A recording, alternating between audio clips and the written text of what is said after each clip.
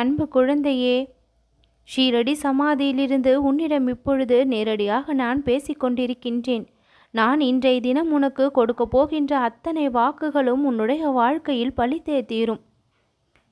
இது நாள் வரை அனுதினமும் உனக்கு நான் எத்தனையோ வாக்குகள் கொடுத்திருக்கின்றேன். அத்தனையும் மெய்ப்பட நான் பாடுபட்டிருக்கின்றேன்.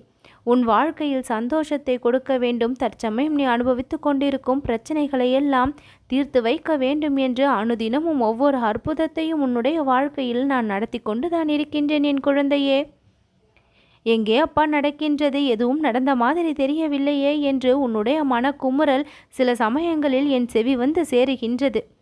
அப்படி நினைக்காதே என் குழந்தையே. உனக்கு தெரியாமல் உன் பின்னால் பல விஷயங்கள் நான் நிகழ்த்தியபடியே தான் இருக்கின்றேன்.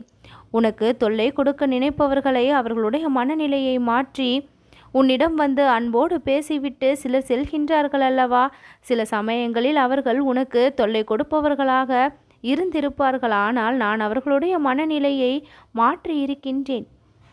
உனக்கு பிரச்சனை கொடுக்க வேண்டும் என்று சிலர் சில செயல்களை செய்ய துடித்தால் அந்த நேரத்தில் அவர்களுடைய துடிப்பை அடக்கி அவர்கள் உனக்கு உதவுமாறு பல சமயங்களில் நான் லீலைகளையும் புரிந்திருக்கின்றேன். உன்னை பல நேரங்களில் பல ஆபத்துகளில் இருந்து காப்பாற்றி இருக்கின்றேன்.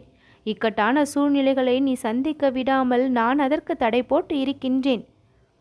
என் அன்பு குழந்தையே, உன்னுடைய கரம் எப்பொழுதும் பிறரிடம் கையேந்தாத நிலைக்கு நான் உன்னை வாழ வைப்பேன். நிச்சயம் உன்னுடைய கரத்தால் பிறருக்கு நீ பல உதவிகளை செய்யக்கூடிய அளவிற்கு உன்னுடைய வாழ்க்கையில் நான் திருப்பத்தையும் மாற்றத்தையும் கொண்டு வருவேன்.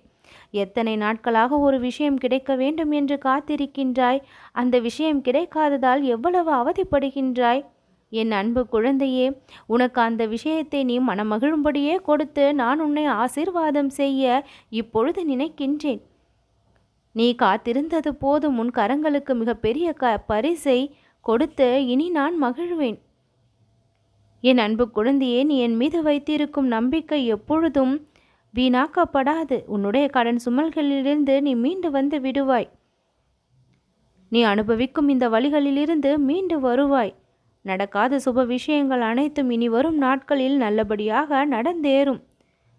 தடையாக இருந்த விஷயங்கள் எல்லாம் அதனுடைய தடைகளை அவிழ்த்து சுமூகமாக முடியக்கூடிய சூழல் ஏற்படும். உனக்கான சோதனைகளை எல்லாம் நான் முடித்து வைத்து விட்டேன். கர்ம வினைகள் அத்தனையும் தீர்ந்தே போனது. இனி நீ அனுபவிக்க எந்த ஒரு கஷ்டமும் மிச்சமில்லை என் குழந்தையே. அனைத்தையும் நீ அனுபவித்து தீர்த்தே விட்டாய்.